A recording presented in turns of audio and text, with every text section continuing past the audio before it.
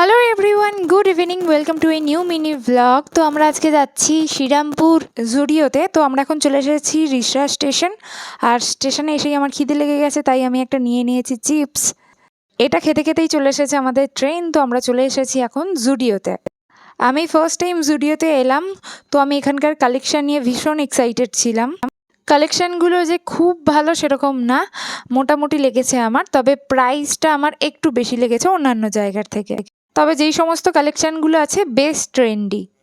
যাই হোক, আমরা এখান থেকে খুব অল্প করেই শপিং করেছি। তারপর চলে এসেছিলাম শ্রীরামপুর মার্কেটে, যেখান থেকে আমি কিনে নিয়েছিলাম আমার পছন্দের বেশ কয়েকটা ফল। এটা ছিল একদম শ্রীরামপুর স্টেশনের পাশেই। তারপরে চলে এসেছিলাম আমরা আর মাঠ। আমরা শ্রীরামপুরে আসলে এখান থেকে ফুচকা খাই, উনি খুব ভালো ফুচকা বানান।